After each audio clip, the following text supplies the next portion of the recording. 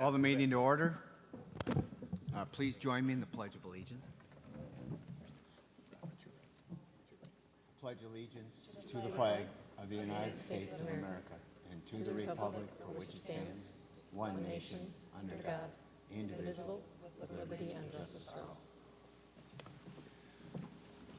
all. Okay, first up on our agenda is a recognition. We have a General Motors donation to Hudson Junior Achievement, which has several folks in the audience. All right, thank you so much. This is just a great honor for us to announce. The goal of Junior Achievement, many of you know, is to bring financial literacy awareness, life skills to youth to better prepare them to make informed financial decisions. Junior Achievement has been part of the Hudson schools for over 25 years. Currently, all K-6 students, as well as 11th grade, do receive financial literacy instruction. In addition, several of our business classes incorporate JA programs, such as JA Career Success and JA Economics. With us this evening are members of our Hudson Junior Achievement Board and Sharon Severson with Junior Achievement of the Upper Midwest. Along with providing instruction and seeking out volunteers, the board works to secure funding for the JA materials used in all of our classrooms. This summer, we were notified of a funding opportunity from GM Global Corporate Giving. A proposal was submitted, and we are thrilled to announce that we are being awarded $10,000. To present the check this evening, we have members of our GM Hudson plant leadership team, and we want to say a huge thank you to GM for their generous donation. Bruce Hanson, board member, is currently a member of our JA board and a past president, and he wants to say a few things as well. Well, I just want to say thank you very much for the support. The kids really get a great experience, and it's also a great experience for many community members to get involved within the school district in a variety of ways. I think we have over 135 volunteers that we bring in every single year, and those people get an opportunity to interact with the kids from kindergarten level on up, and I think it's a lot of fun for those that are engaged. We're always looking for volunteers, so a little plug there.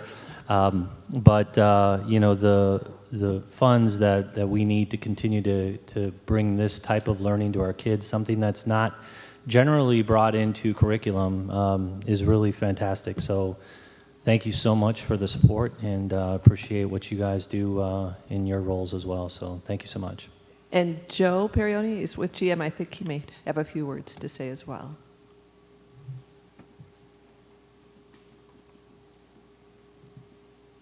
Thank you all very much for having us. I just wanted to say how proud we are to give this donation to Junior Achievement and benefit the Hudson schools. At General Motors, serving and improving the communities in which we live and work is one of our core values. And lately, we've taken a particular interest in supporting STEM education initiatives, and we understand that that is the key to the future. And as an HR professional, I am particularly passionate about investing in this because I'm investing in the future for our workforce and the future for this region. So thank you all very much, and we're very happy to be here representing General Motors to support this great program. Thank you.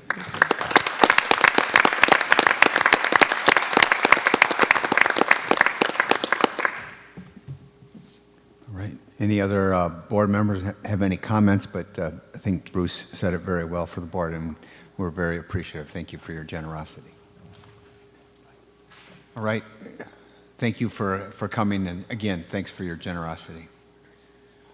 We have now citizens' request to speak about non-action items, and I understand that we have a couple of speakers, so I would, Mr. Bowl, have him come forward. Please state your name. I will. Your municipality that you reside in, and then you have 3 minutes. Thank you. Thank you. 3 minutes is plenty. My name is Tony Bowl. I am a Hudson student parent. My daughter came home today very happy, talking a blue streak, which is appropriate for the colors. Loving the school, a really exciting time. You really deserve a lot of congratulations for the hard work it has taken to get where we are today, and it's pretty exciting for all of us, so thank you. I am here today representing what is called the Hudson Inclusion Alliance. We are a group of people that are trying to work with the moderate majority to get more inclusion activity, working with our institutions and our city to make things happen.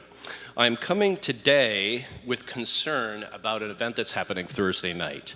On Thursday night, there's an anti-Muslim speaker at the Hudson House speaking solely about how Islam is influencing our schools, our public schools.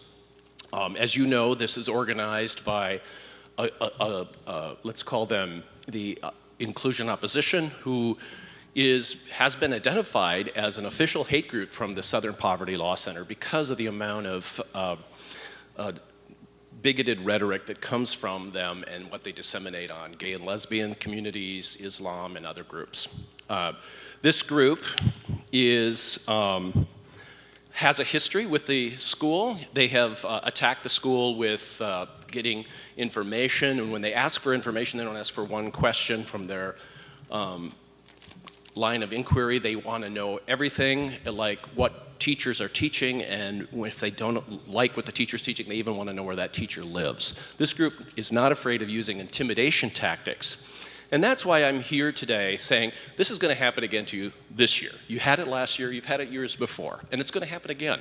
And I'm hoping that the school moves towards a proactive reaction and less reactive.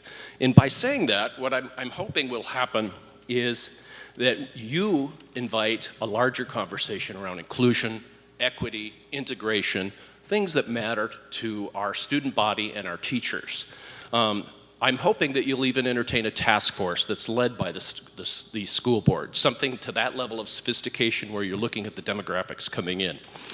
I am not here telling you what to do. I'm hoping you'll entertain questions. I have a few questions I hope you'll entertain. If you were to have a task force, maybe you would say, what are the Hudson School District's diversity goals? What are the policies? Who are the roles? What are the practices? And get that to be an articulate experience. Our teachers, when they're out there, are frequently working on their own good intentions, but they don't have the policies that back them up that say, we have a public statement about inclusion, and I know I'm doing the right thing. I always talk to teachers, and they have a great deal of caution about what they do in defense of students with diverse backgrounds. How is our curriculum material selected to ensure diverse representation? Women, minorities. Is there a system, or is it left up to a teacher and their discretion? When our choir sings or our orchestra chooses sacred music, is it exclusively Christian? Our town has a synagogue, and we have a mosque across the river in Afton. Are we considerate to these new cultures and new religions that are coming in? Are the LGBT students and teachers welcomed openly? Has the GSA ever presented here? Have you had an inquiry with the gender, it's changed a few times, GSA, Gender Sexuality Alliance, there we go. Have them come here, have the diversity group, do an inquiry. Might Hudson consider having an equity and inclusion office, such as they have in the Stillwater District? This office has been established 15 years ago when they had a student body diversity of about 6%, and currently it's at 20%. They've made a great deal of effort with student retention and other activities that's worth learning more about. Consider this, could our school have a Muslim teacher? Could we have a Muslim teacher that has a hijab and they feel safe and they feel welcome? That's a question. Maybe the answer is yes. How is the languages in our school policies against bullying identifying diverse groups? And what percentage of teachers represent diverse cultures and religions? We've hired 30 new teachers.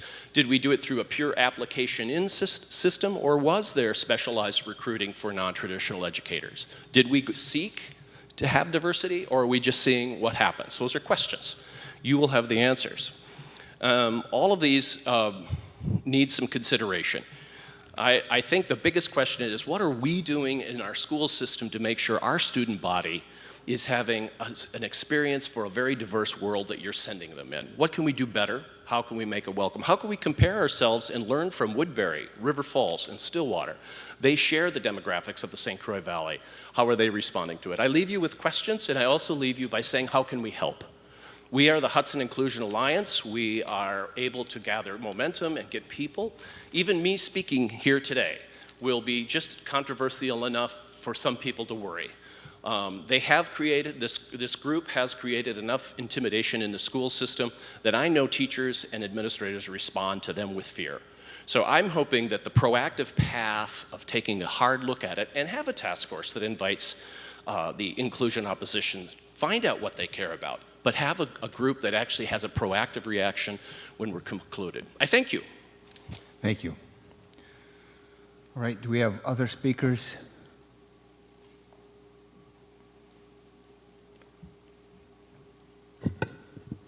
Hi, my name is Karen Herring.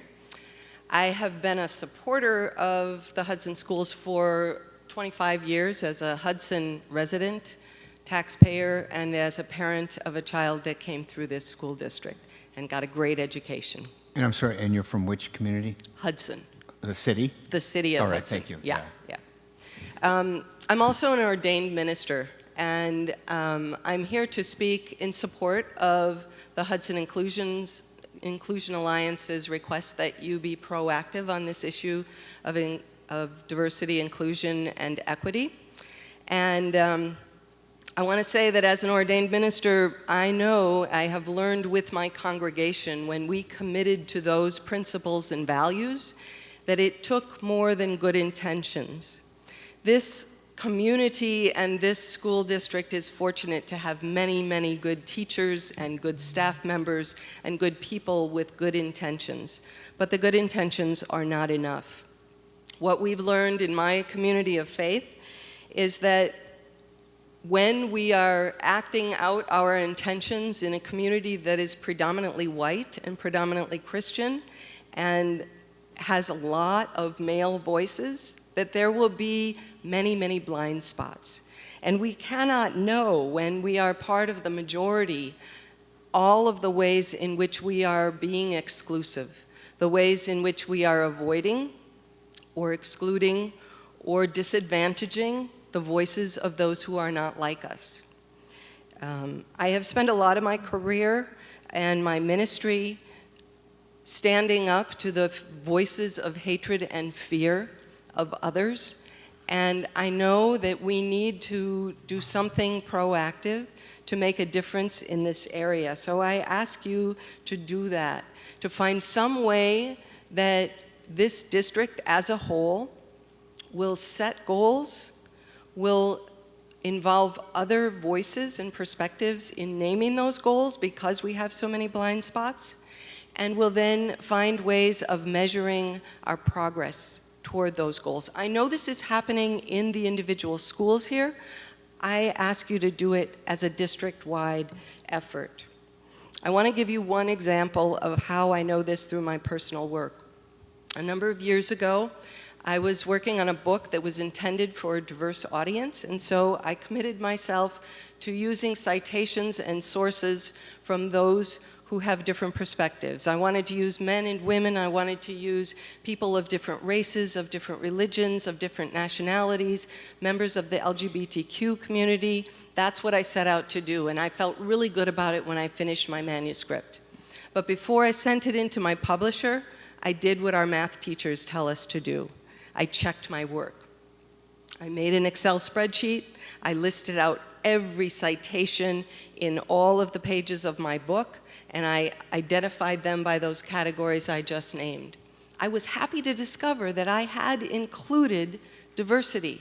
I was pleased with that. Then I tallied the columns, and I was greatly disappointed in myself to discover that for all my intentions, I had still included the majority of white male Christian voices. And it's not that I have anything against those voices, to be sure, but they are incomplete. And they, like all other voices, will be more relevant and meaningful if they stand in conversation with others. So as we look around this room, and as we look around our community, I ask you to do something in the district that will begin to diversify the voices within our school system and the teachings of our school system, so that the students will get a better education and our community will be better equipped to stand up to the voices that are spreading hatred and fear right here, right now, in our own hometown. Our community needs this. Our students deserve it. I hope you will take action on this. Thank you. Thank you for your comments. Is there anyone else that has comments?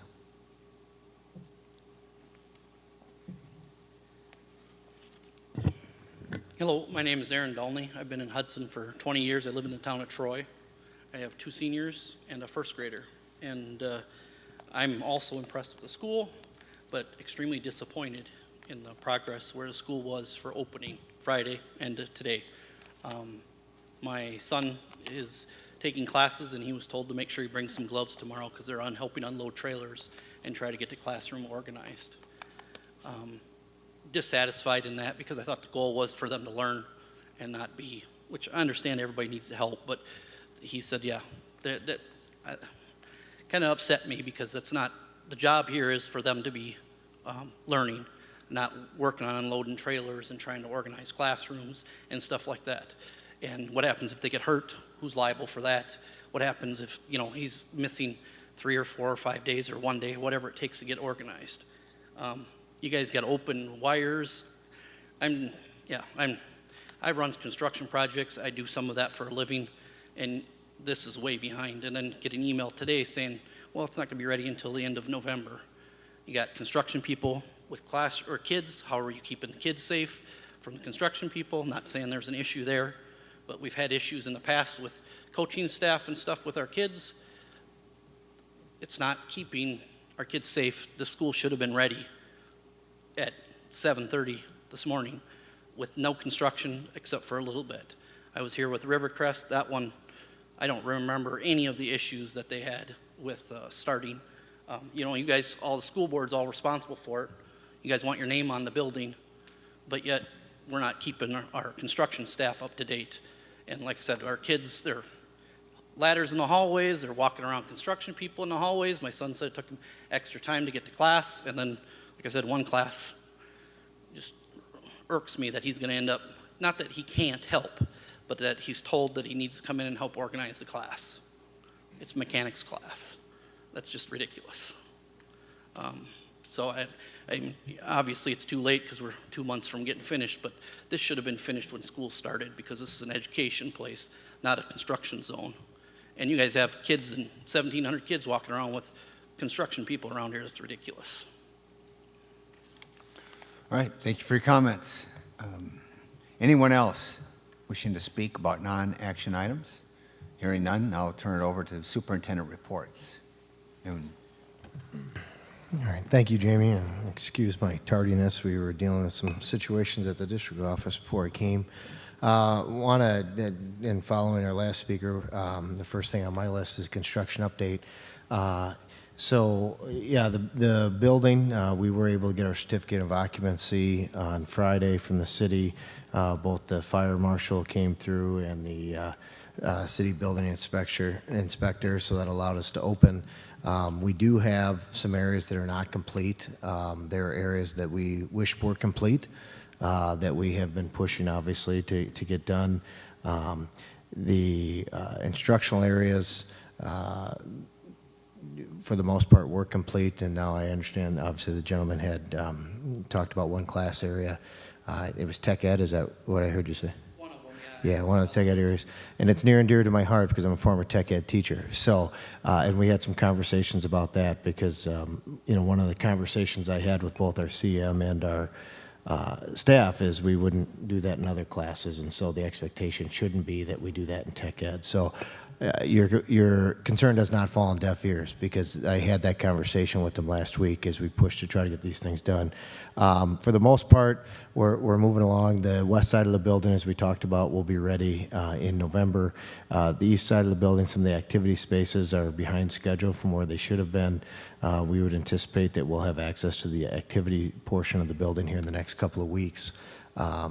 And they will continue now to work nights. They're out there polishing concrete right now as we speak in the freshman wing. So the building itself, we had a great response from people that came in the building. I think it showed that we didn't just put lipstick on the pig. I know we talked about that during the referendum process, but we showed that we did change the way the building looks and change the animal altogether. So we will continue to strive to get things done and to have as little of an impact, knowing that we can never mitigate it completely, impact on instruction as we finish this thing up. But the concerns that the gentleman shared earlier, I have the same concerns as we continue to push through, so we're working on that.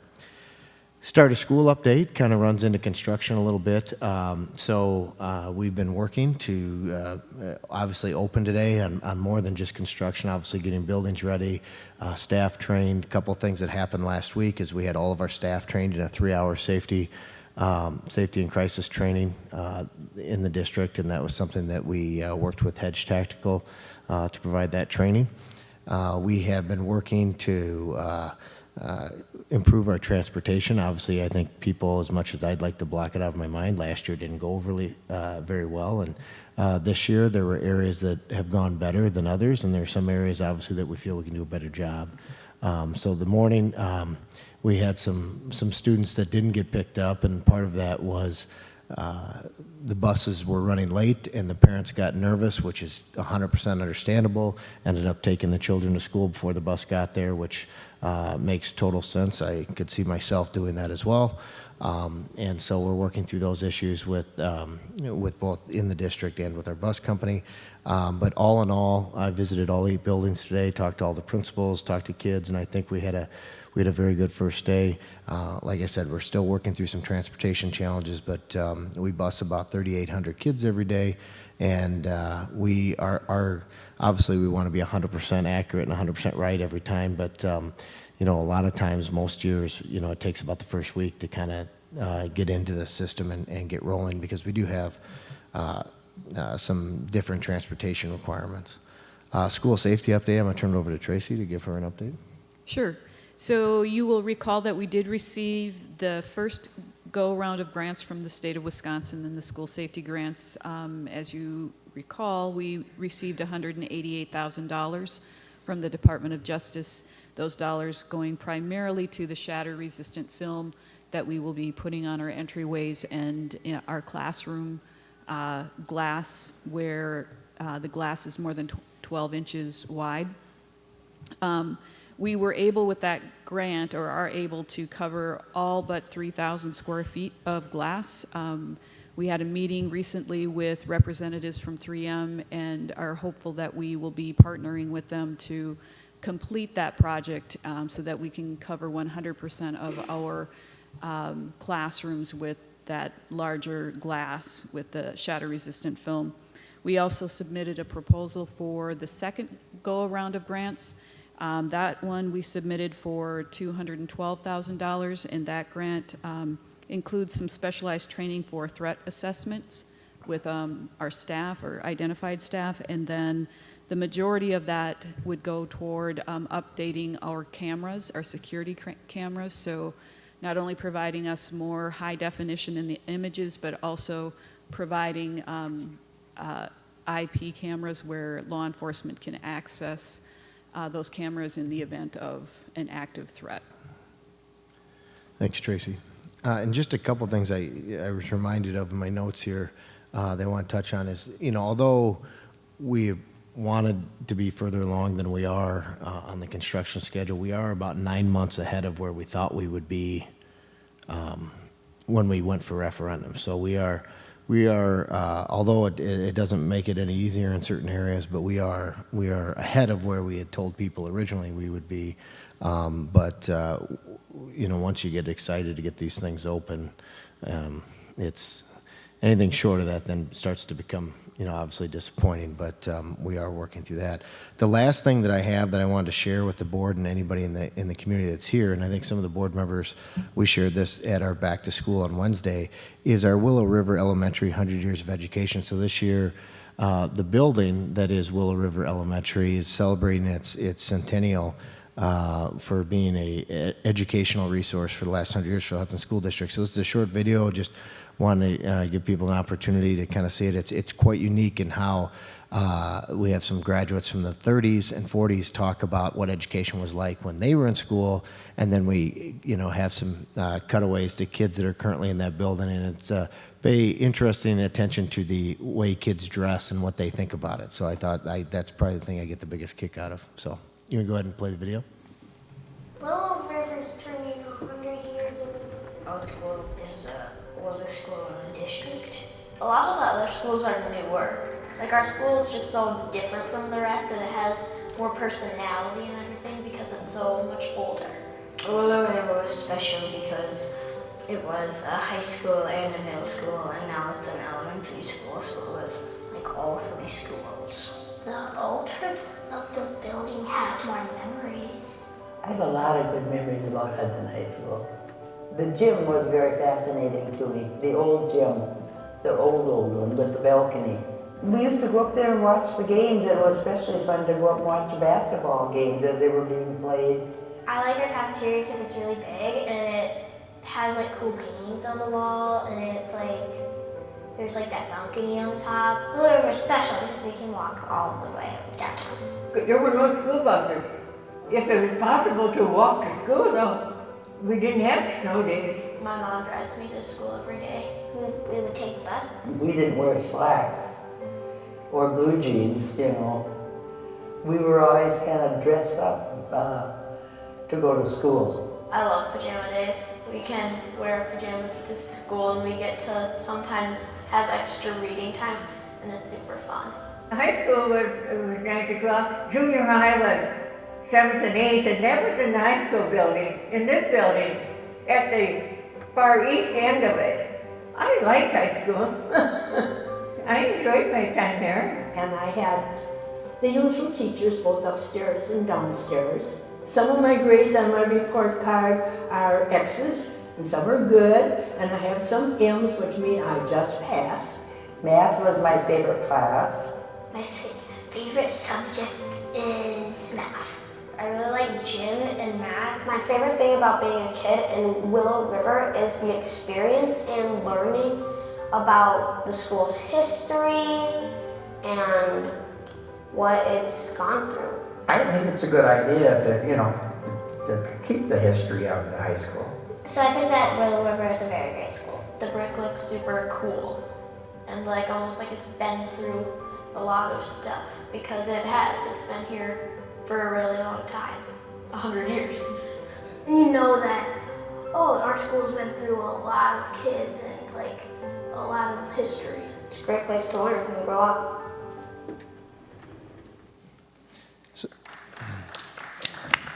So hopefully you caught the dress code thing, So obviously in the 30s and 40s they dressed up for school, and then obviously the favorite day now is pajama day. So I always thought that was interesting. But any questions about any of the reports or any of the parts of my report? Okay. Hearing none, we'll move on to the elementary math curriculum report. Is that you, Dave? It is, yes. Thank you very much, Jamie. So we're very excited to bring today the first of a series of reports and updates about curriculum. We've spent a lot of time in the past few years talking about many different topics in the school district and recognize that we haven't spent enough time talking about the most important thing, what our kids are doing in the classroom. So tonight we'll be speaking about elementary math, and it was interesting watching the video and hearing our current kids and some former students talk about their thoughts in math, and glad to hear that all the way through from 1939 all the way to today, some kids still think it's their favorite. The first thing I want to do before we get into the specific report is talk about our curriculum improvement process, or CIP. There are 6 phases for this process, and tonight elementary math is going to be in phase 4, and you'll understand what that is in just a second. Phase 1 is about desired results, and desired results is where we talk about what it is we want our students to leave whatever that curricular area is understanding, and the essential questions that we'd like them to be able to answer. In phase 2, we move on to evidence and assessment for learning. So how are we going to know that our students are actually learning what it is we set out to have them learn? And then in phase 3, we get into the learning experiences. So it is not until phase 3, which is often 3 years into the process, that we're actually talking about, well, what are the teachers going to be doing with the students and what will they expect the students to do to learn? This process is often referred to as backwards design, meaning first you set what do we want to achieve at the end and then work backwards from there. And then once we get to that point, we move on to implementation and reflecting. And that's where we are today. We're in the second year of implementation of the new elementary math curriculum that we'll speak to. And the following concepts will be explored. We'll talk about the implementation, what it is we've done to implement this program, the resources that we use, some of the shifts from the previous iterations of elementary math curriculum, key lessons that we've learned through the process, how we support teachers in delivering the curriculum, and then finally, the measurement, how it is we know that the program is working and our kids are achieving at the levels we'd like them to. Before I go any further, I want to introduce Lisa Skoyen here to my left. Lisa is an elementary curriculum specialist, and later on we're going to allude to some of the results that we look forward to bringing in the future when they're no longer embargoed. And Lisa's hard work over the past several years has a lot to do with the wonderful results that we're looking forward to sharing. So Tim, if you go back to slide 2 just for a moment, in phase 4 then, we are in the implementation, so this is our first year with a new resource. And so again, we're looking at trying to support teachers as best we can. Phases 1, 2, 3, although it was a little compacted for this adoption, are facilitated through teacher leadership teams. It's very important to us to get a good broad membership from all of our 6 elementary buildings in this case because of an elementary adoption, and Lisa will probably speak to that some more. But when we're doing our implementation, it's a lot with the professional development and as well as some other support that will be mentioned. The other part that we want to talk about is just making adjustments as we go along. So we're monitoring and adjusting as we go through those 4 phases. And we also just wanted to mention that everyday math has been used in the district since 2004. So we've had a long history with that resource. If we go to the next slide, for elementary math, a decision then was made to continue with everyday math and adopt the 4th edition with a resource, that's what it is, a resource. It's not our curriculum. It is a highly research-based resource that definitely influenced our student success on a number of performance indicators. The 4th edition comes with both print and online resources, many which can be accessed by parents and students at home. Well, I've had, sorry, no microphone. Well, I've had the opportunity to work with everyday math through 2 different lenses. One being a classroom teacher. I was in the classroom and taught 3rd grade for 13 years and used everyday math for the majority of that time. That experience and background really helped me work through the lens of a curriculum specialist last year when I supported the implementation of the new edition with our K-5 teachers last year. And by looking at those 2 editions, I really saw 2 significant shifts, one being the standards alignment and the other rigor. You can go to the next slide. So Wisconsin academic standards for math have 2 components. One are the content standards. The content standards define what students should know and understand in specific grade levels. We sometimes look at them as the nouns of mathematics or the mathematical knowledge, and they differ at each grade level. The other component are the standards for mathematical practice. They describe the processes and the proficiencies to be developed at students at all grade levels. We kind of look at those as the verbs of mathematics or the mathematical habits of mind, and they span grades K through 12. There are 8 practice standards, and I'd like to highlight in the next slide 2 of them for you because you may not be as familiar with the practice standards. The first one is make sense of problems and persevere in solving them. And what that means is the student reflects upon the problem. They think about how they're going to solve the problem. They try different strategies. They don't give up, that perseverance piece. And then they compare their strategies with other students in the classroom. Another practice standard would be attending to precision. When I first looked at attending to precision, I thought, oh, if they get the right answer, they're precise. That must be what it means. However, there's a little bit more involved in that. Attending precision is also including the correct units of measurement, the correct academic vocabulary, using symbols appropriately and knowing why they're using them, and then actually solving or calculating accurately and efficiently. The content standards and the practice standards are embedded within everyday math in every lesson. There's a little gold box that's highlighted in the teacher manual, and they can refer back to those standards as they're instructing each day. The other shift that I really noticed between the two editions is rigor, the first being depth of knowledge, sometimes referred to as DOK. Depth of knowledge is the knowledge and rigor that's required to solve a problem. There are 4 levels of DOK, the first one being just that recall, those recalling the facts, and then goes all the way up to DOK 4, where you're actually synthesizing material and you're creating and inventing. Depth of knowledge was actually developed right here in Wisconsin at the University of Wisconsin-Madison by a scientist named Norman Webb. DOK is also explicitly tested in the forward exam. Another example of rigor within the new edition is the writing and reasoning prompts that are in each lesson and multiple times throughout a unit. It's where students actually get an opportunity to write about math. And the final example is the open response questions. An open response question is where a student solves a real-world story problem.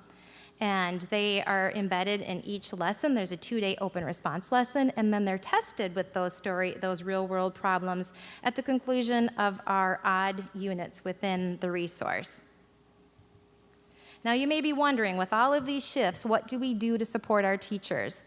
Well, first of all, I work very closely with the elementary math committee.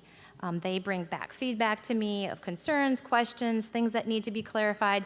And we actually spent most of the summer streamlining some of our documents and making things more user-friendly for our teachers. We also provide professional learning. You can see that there are a couple of dates last year and the early spring of this year, and most recent, last Friday, we had an author of the Fact Fluency program from Everyday Math come and present to our K through 5 teachers. We also offer summer academy classes and daily offer that support with our instructional and our technology coaches. On the next slide then, what we've learned, key to this is the teacher leadership. Our math committee was instrumental in getting the work done as far as prioritizing standards, deconstructing standards, examining resources, and making decisions on implementation. And as Lisa said, they still provide that support.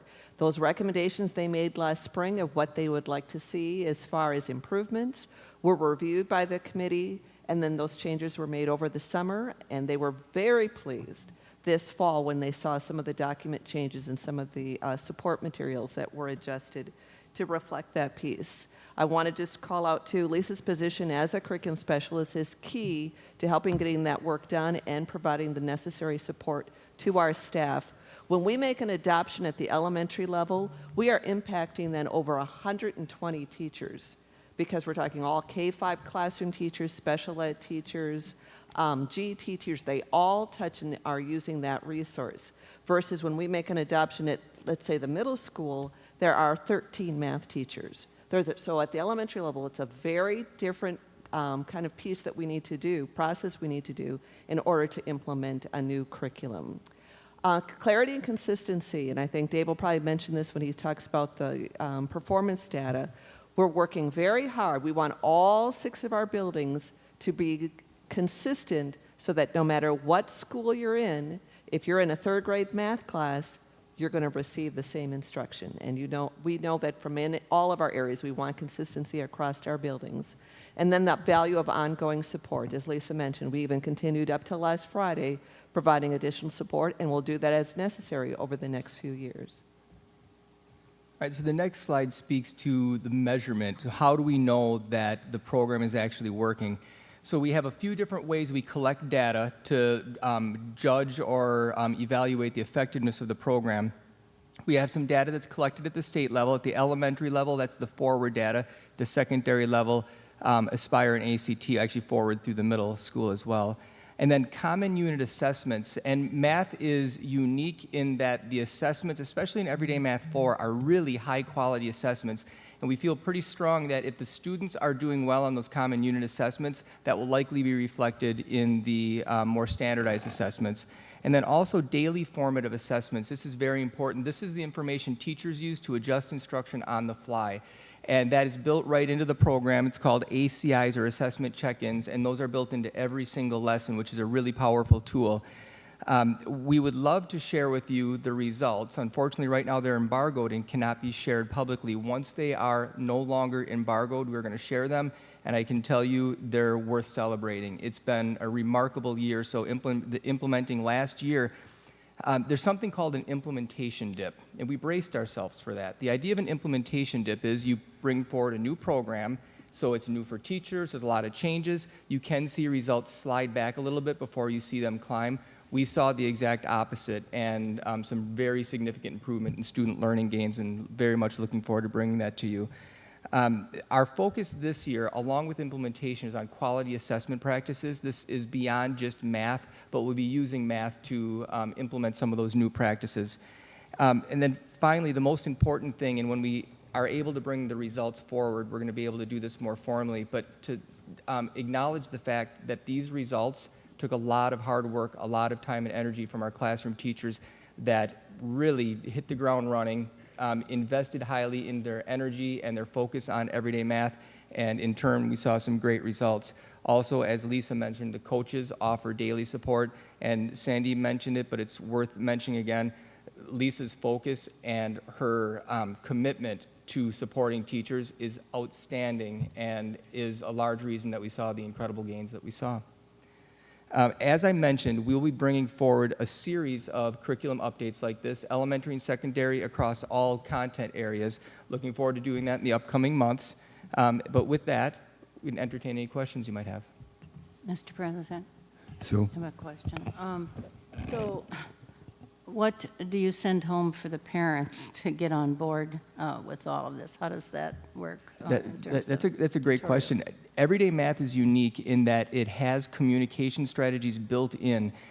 So instead of what we might consider traditional homework, where you send home a sheet of 50 problems and the students do the homework and they bring it back and it gets scored, there's home links and study links. They're tools that are designed to educate the family. So instead of just having a tool that goes home, the student does their homework, they bring it back, there's information that helps parents understand. We also do family math nights to keep them informed, and then daily, or not daily, but weekly communication from the classroom.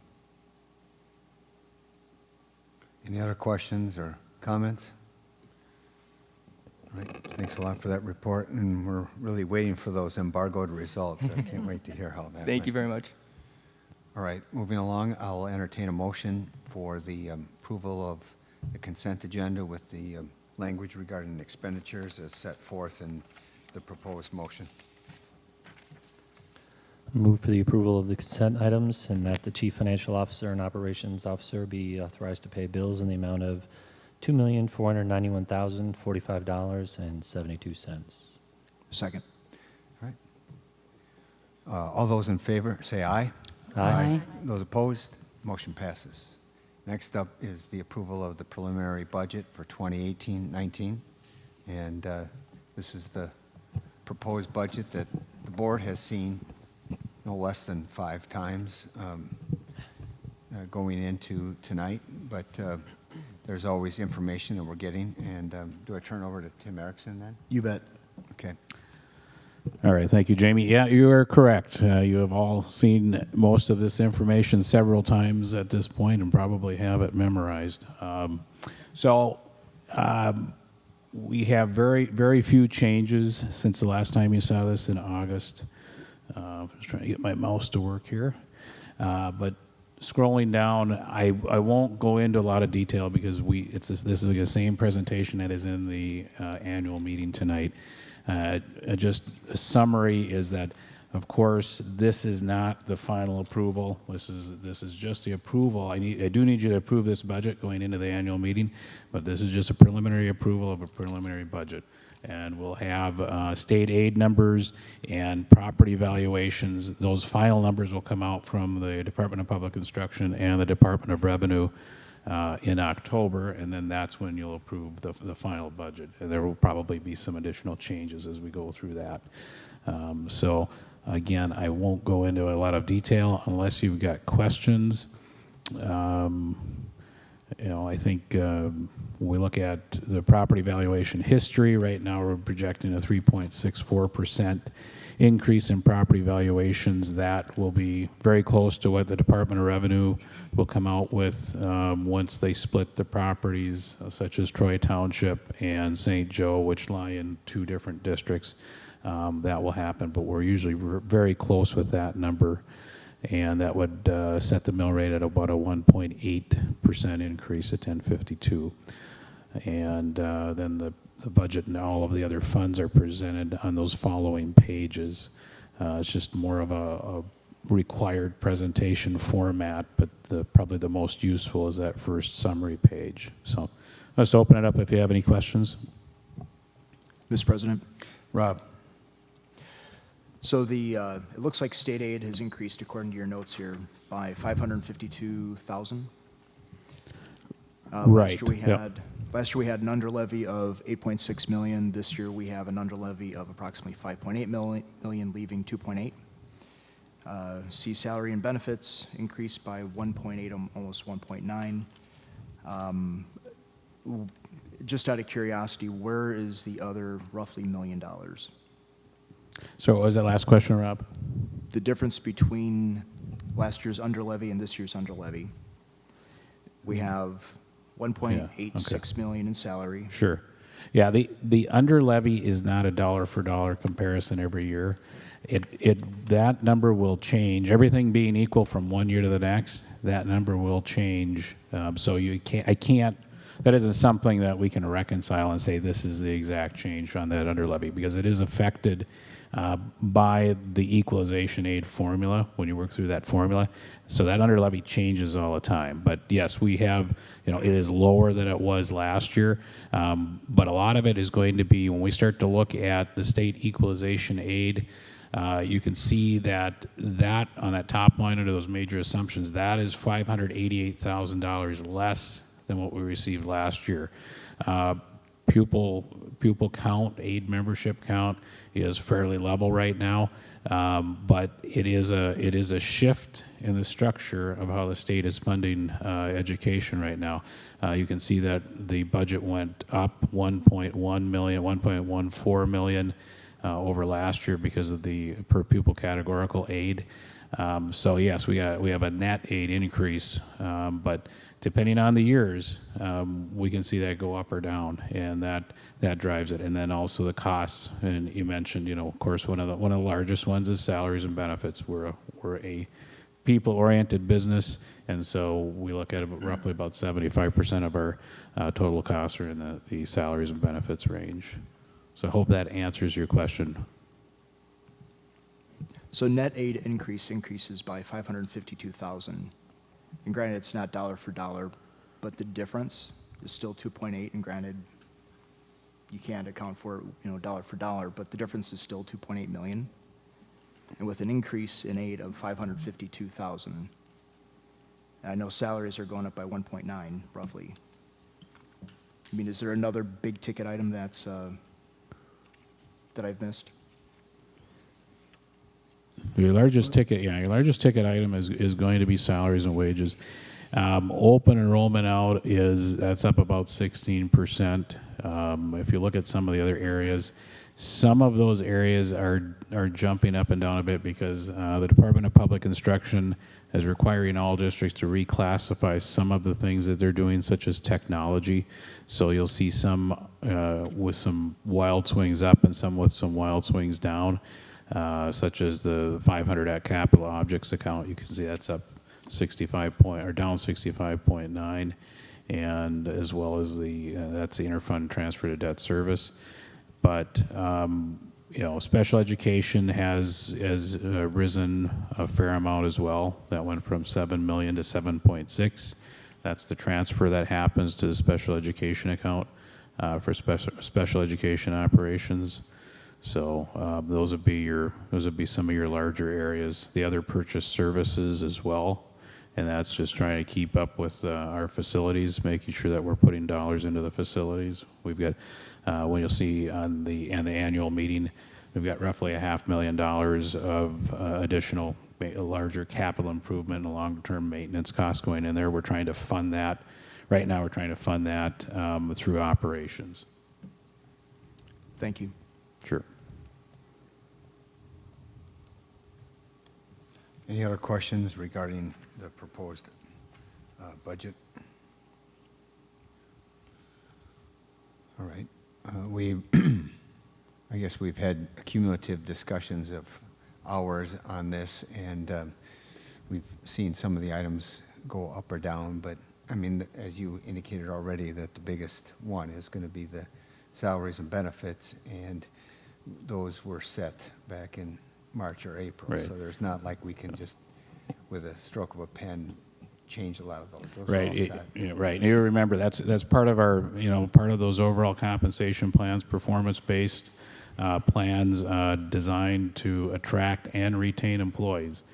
This is a pretty difficult time for us to do that. It's, we're looking at very low unemployment rates across the region, so it's pretty important that we stick to that plan as well. Okay, very good. Is there a motion? Mr. President? Yes. I would move to approve the preliminary budget for 2018-2019 as presented. Second. All right, we have a motion and a second, and again, this is a preliminary budget that we're approving with the final numbers not to get here until late October. All those in favor say aye. Aye. Aye. Aye. Those opposed? Motion passes. And now we move on to consideration of board policies 432 and 433 regarding attendance boundaries. So this will be the first reading of Board Policy 432 and 433. However, this would not be the first time you've discussed them. The policies have not changed from the board work session. They are the same ones. The administration would recommend the approval of the first reading of these policies. Do one motion for both. That'd be just fine. All right. Is there any questions involved here other than what has been discussed for a couple hours over the last couple work sessions? And that's not typical. I mean, normally we have one work session and then we go into first reading, but these particular policies were given a lot more attention, a lot of board input on wording and stratifying, if you will, the different criteria, and the priorities involved there, and trying to strike that balance between having no boundary exceptions and one in which it was just basically wide open. So we've even addressed the grandfathering at the fourth grade level but all of that would not come into play until the 1920 school year. Mm-hmm. But I thought the board's pretty united in the fact that we wanted to get this out there so that the community knows this is happening here in September, and it's not going to be until January that the final new boundaries are going to be set. But there will not be, any last minute or post hoc changes to these policies. We wanted to get these policies out here, regardless of where particular students fall in a boundary on one side or the other. Does anyone else have any comments about that? We have the motion and the second. Mr. President, I'm sorry. Okay, go ahead. On the attendance exceptions on number 5, was that something we had discussed, separating those out into 2 criteria? Such as if a student if a staff member would like their child to attend the building where they work, and then child care arrangements being a separate criteria. I will make the adjustment. So we'll have the minutes reflect that we will break that into 5 and 6. So everything after after the word staff request. Thank you. Or I'm sorry, after the word or child care arrangements will move to number 6. So you could still approve first reading with that amendment. Yeah, and that's consistent with my recollection of the last work session. Okay. We were going to go to a 5 and a 6. Yep. All right. Everyone understand that change then? All right. Then believe we're ready for a vote. All those, We don't have a first, and we don't have a, what's that? Oh, that's at the, all right, we don't need a motion in a second. All right. We don't need them, we don't have You them. don't have one. All right. Mr. All right, well, President? somebody go ahead and move then. I would move that we approve the first reading of Board Policy 432 and 433 with the amendment just discussed. Second. Carrie was first, Rob. All right. All those in favor say aye. Aye. Those opposed say nay. The ayes have it, and the policies have been approved for a first reading. And I imagine we'll see the typed out change for the second reading, which will be next meeting. All right, last we have teacher salary structure. Dave will be just giving you a real quick recap. We went through this, pretty extensively at the board meeting, and so what we're generally looking for is a motion to approve what we had talked about at the meeting, the general principles for the changes to TSS, and if you have questions, Dave would be able to answer those for you. Yep, exactly. Thank you. As Nick said, what we're seeking is just approval of the concepts, the structures. The dollar amounts would come after approval, so we make sure we're moving in one direction. Just an update of what happened since we had discussed this last time. We had brought presentations forth to all schools, every staff member, to explain the differences and the changes. And we shared those presentations with the TSS committee members, the teachers that serve on the committees. It was very well received for the most part. The feedback that we received from those that chose to offer feedback was they appreciated the changes. They felt their voices were heard and reflected in those changes, so we were pleased to hear that. We even heard from a few that were rather vocally critical of the last iteration of TSS and recognized the changes were matched to their feedback, so that was great. Our plan would be to bring the dollar amounts forward in October. So with that, again, seeking approval of the concepts and the basic elements of TSS.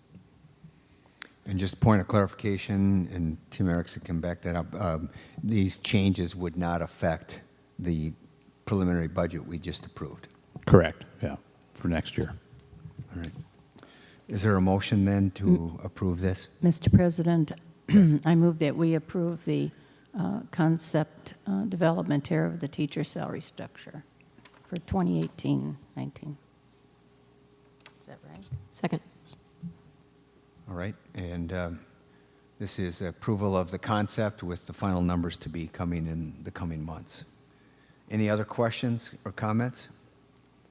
Then put it to a vote. All those who are in favor of adopting the teacher salary structure 2.0, which came out of the committee that was co-led by teachers, signify by saying aye. Aye. Aye. Those opposed say nay. The ayes have it, and TSS 2.0 is approved. We look forward to getting those final numbers. With that, we got one item left on the agenda, which is a motion to go to closed session. This is going to be part depending on timing because we do have an annual meeting scheduled to start at 7. So do you think that we'll have enough time to cover this before that? Yep, we'll move into closed session in the band room, so yeah, it shouldn't take more than a couple minutes. Very good. I'll entertain the motion pursuant to the language.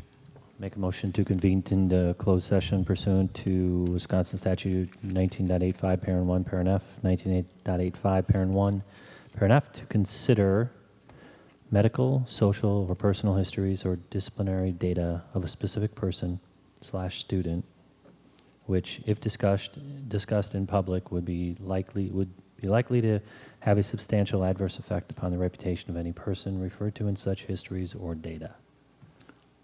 Second. All right. It's been so moved and seconded. Calls for a roll call vote. Bauman? Bauman. Aye. Brown? Aye. Hanson? Aye. Katas? Aye. Loglin? Aye. Whitaker? Aye. Johnson? Aye. We are now moved to closed session from which we will adjourn, and so we stand into closed session.